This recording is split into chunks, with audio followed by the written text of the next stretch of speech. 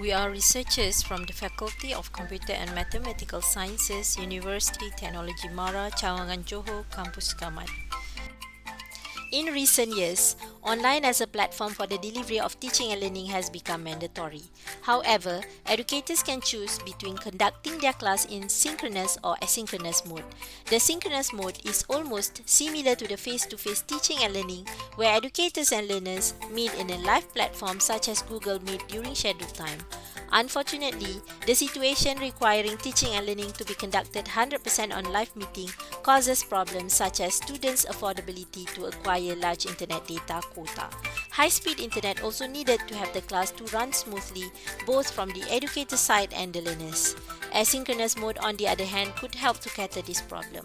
Furthermore, this mode allows students to choose their learning time that is most convenient to them without relying on the live session of teaching and learning activities. Hybrid asynchronous synchronous is an approach where the class is mostly conducted in asynchronous mode, but in order to offer direct communication between educators and learners, there are parts in the learning milestone that is conducted in synchronous mode.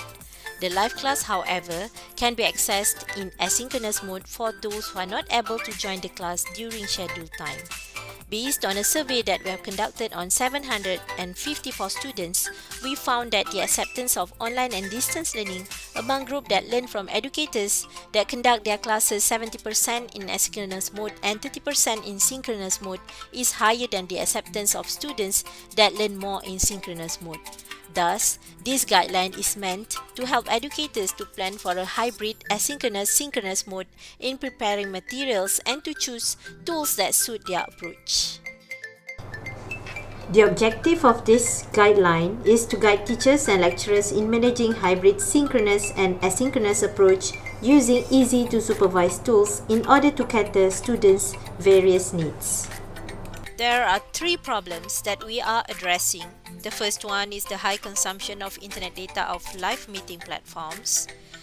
Secondly, for the students who has to share devices. And thirdly, for students or educators who has internet access problem.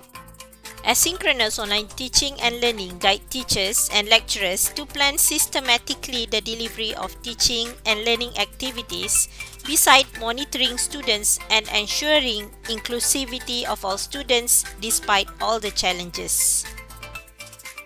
This guide is a systematic guideline that helps teachers and lecturers managing their teaching and learning activities using asynchronous approach from preparing materials phase until monitoring students' performance using easy-to-supervise tools.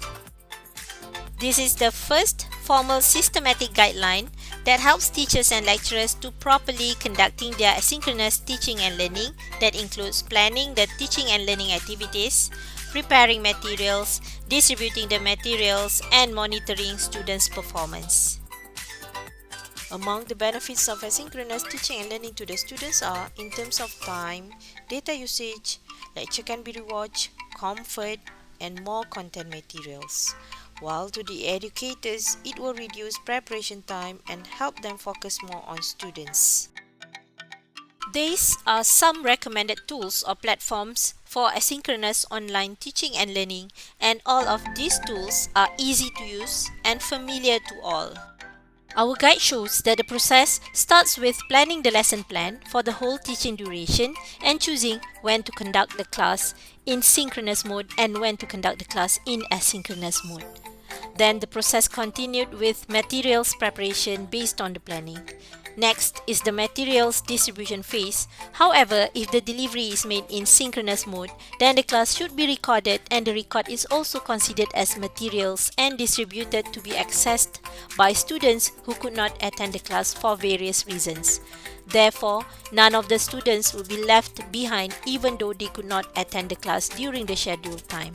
And finally, is the stage to monitor students' participation and another two-way communication between students and the educators. Phase 1 is the planning phase where topics are listed down and planned according to lesson plan. Materials and contents also identified and platforms for all contents and activities are identified. In Phase 2, all the activities, contents and materials planned for the delivery of teaching and learning are prepared. If the class is planned to be conducted in synchronous mode, the class has to be recorded and the record is uploaded in a platform that can be accessed by the students. All of these become the materials. The third phase is the phase where the distribution of the materials and students should be informed once the materials are available to them. And finally, is the stage for monitoring students' participation and gauging students' understanding on the topic. Based on a survey that we have conducted on 754 students, result shows that mean acceptance for group that learn 70% in asynchronous mode is the highest than group that learn more in synchronous mode. We would like to share some of the feedbacks that we get from the students.